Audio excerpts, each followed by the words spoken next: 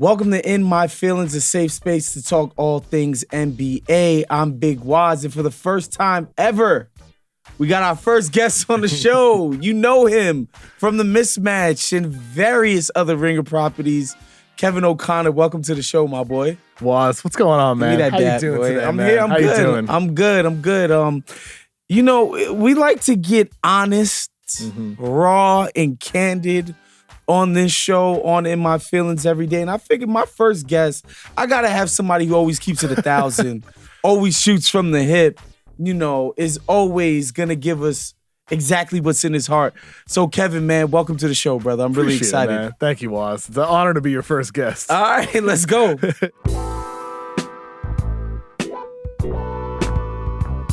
All right, first up, facts or feelings. This segment is pretty self-explanatory. I present you an idea, Kev, and you tell me whether it's a fact or I'm in my feelings, or people are in their feelings, because it might not necessarily be me.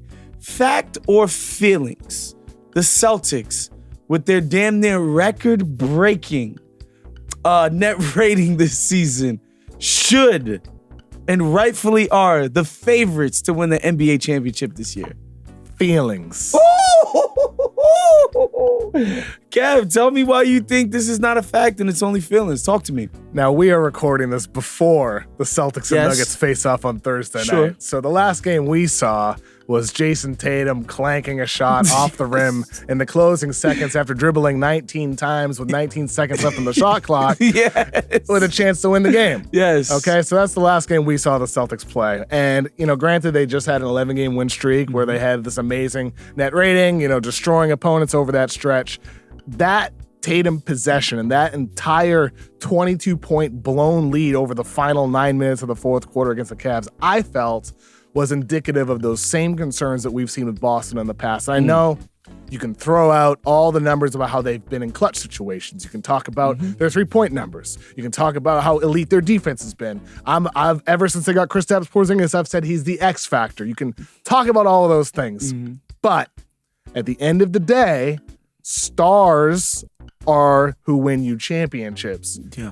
And Boston choosing them over Denver, over Jokic, I don't even know about even over Milwaukee with Giannis, the way they're thriving right now.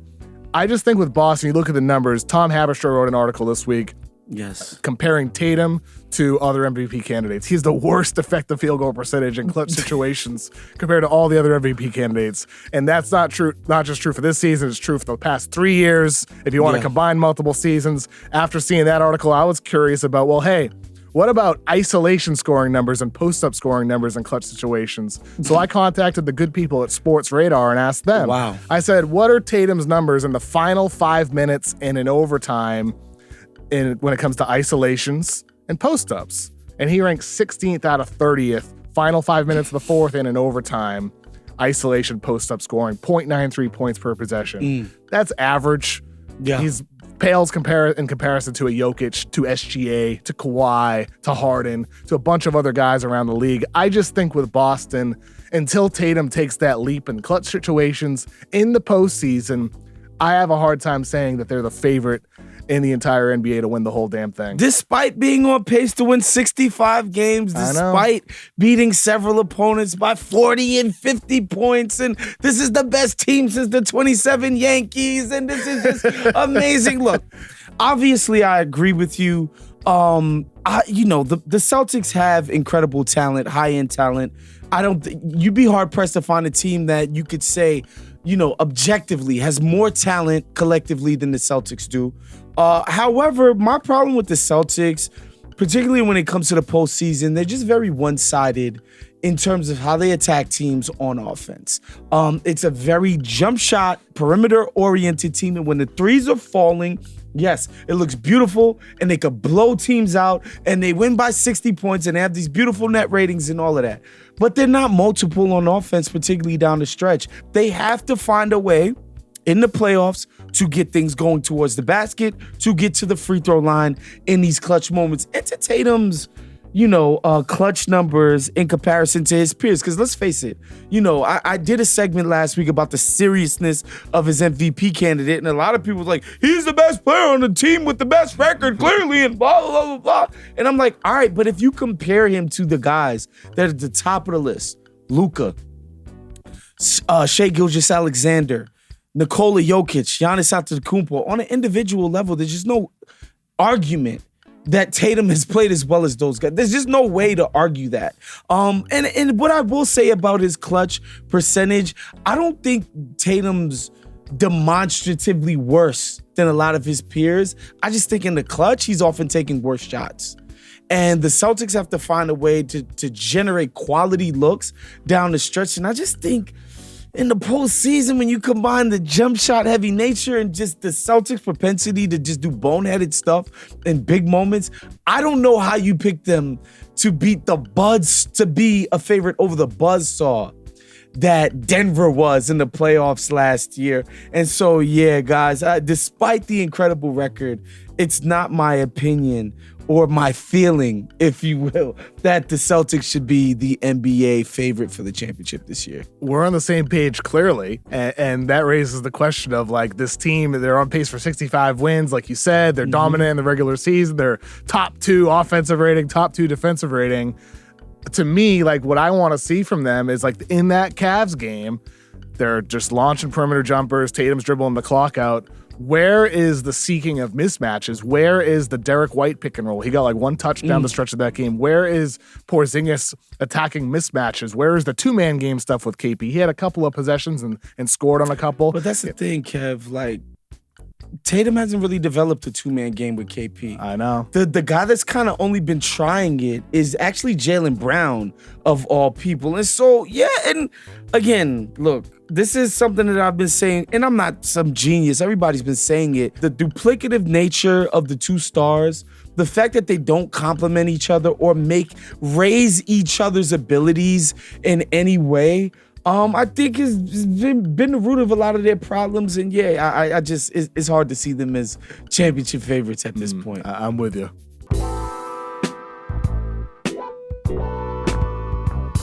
All right, folks, let's get right into vibe check. And this week, we're doing a general vibe check on the Milwaukee Bucks.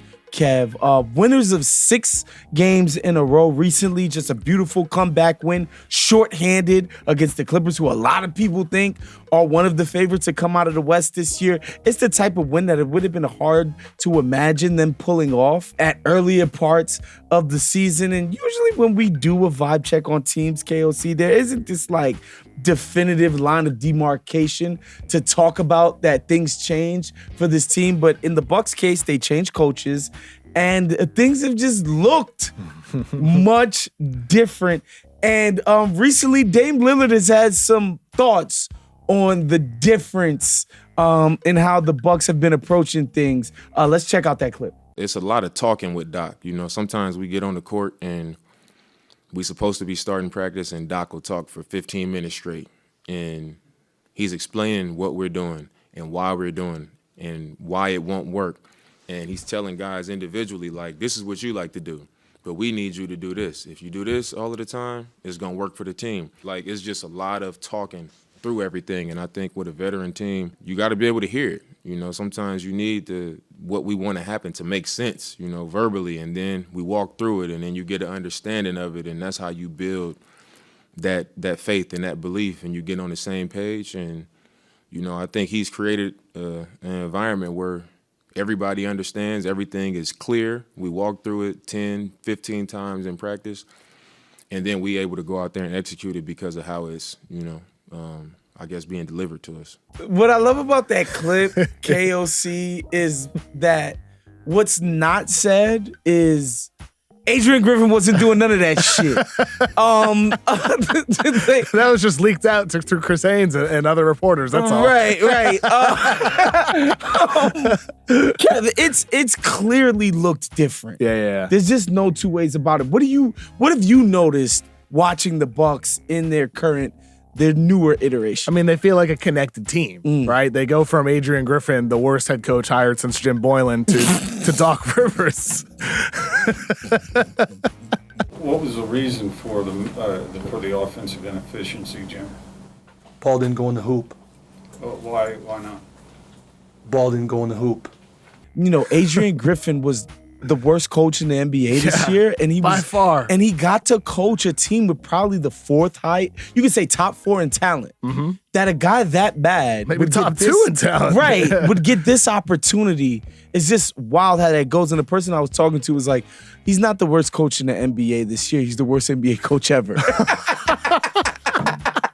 So you saying the worst coach since Jim Boylan just reminded me of the conversation. It's an understatement. Right? He took it further than you. I mean, dude, yes, the Dame clip is reflective of everything. Yeah. Because think back to, training camp, the Terry Stotts argument. Griffin felt undermined. He didn't want Stotts talking to Damian Lillard and other players about the offense. And Stotts was like, I'm out of here. Right. Communication was bad throughout the season, and now their team executing a plan that actually makes sense. They are, the way they're playing defense now, they're emphasizing getting back in transition instead of crashing the boards. When it comes to helping in the half court, sometimes they were just not at all, right? Yeah. Helping sometimes, they were just sticking to guys on the perimeter, and that meant Damian Lillard and Malik Beasley were just getting roasted on the perimeter with no help inside. Now they're playing with more help like they did in past seasons under Budenholzer. So you got Giannis near the rim and Brook Lopez near the rim. You're switching up schemes every game depending on what the matchup is. They're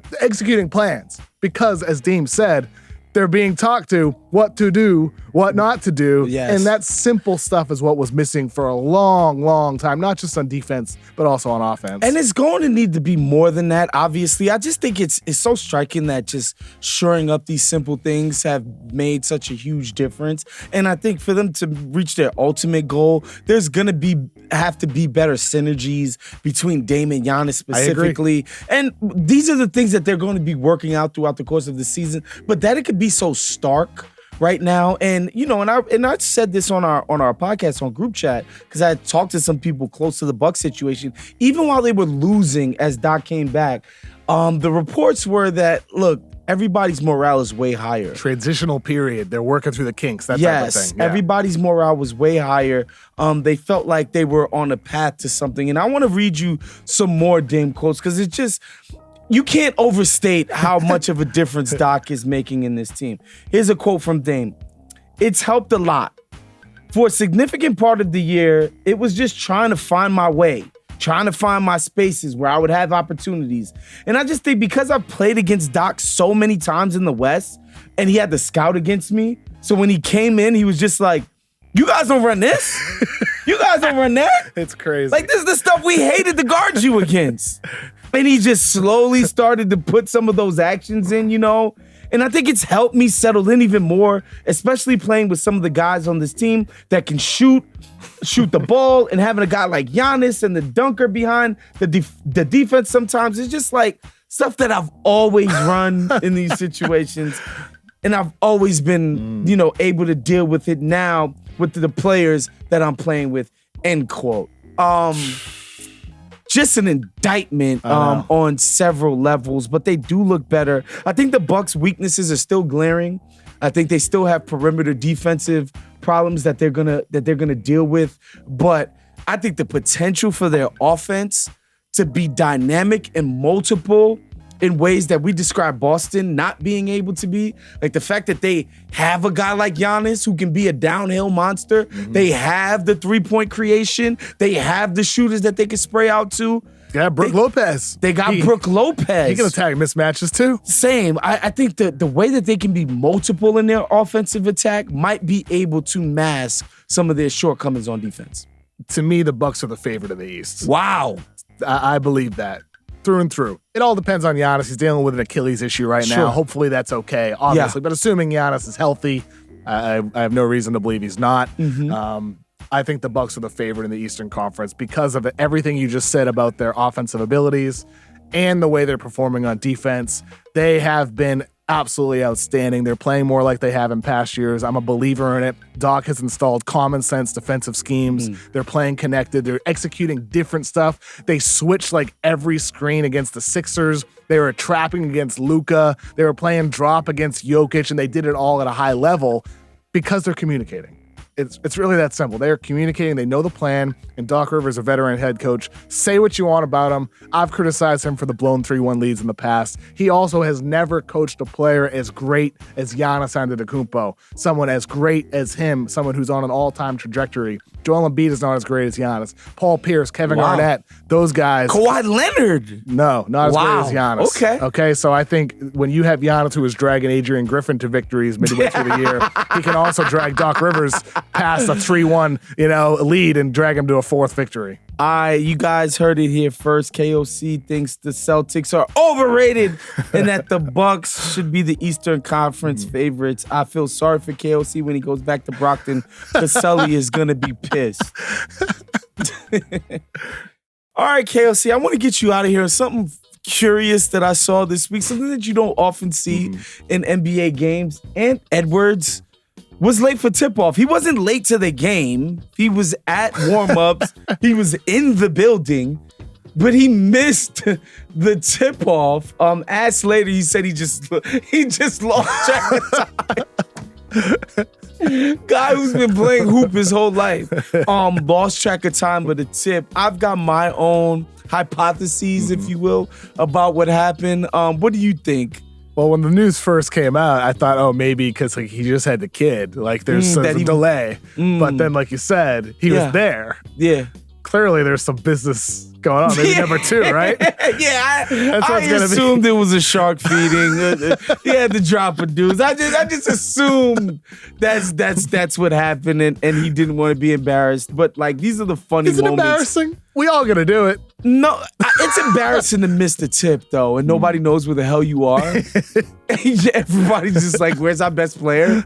Nobody knows, and then he comes running out, and there's like the toilet paper stuck to the bottom of his shoe. What's worse, him missing the tip or DeAndre Ayton when it was snowing and he didn't like call a team member or something, anything like that to go pick him up? He's like, I just couldn't drive. What's worse? DeAndre Ayton's I think always so too. worse. Yeah. Always worse. I hope the guys in Portland are enjoying that. But anyway, KOC, man, thank you for coming on the show today, man. It means a lot. You're the first guest ever. Thank you. You've made history today, Amazing. YouTube history. And so we will see you guys next week. Make sure you subscribe to the Ringer NBA's brand new YouTube page. KOC is contributing exclusive content to that. Obviously, In My Feelings is there. All of our Ringer NBA guys will be all up and down the channel. Make sure you like this video. Make sure you hit the notification bell. We'll see you guys next week. Peace.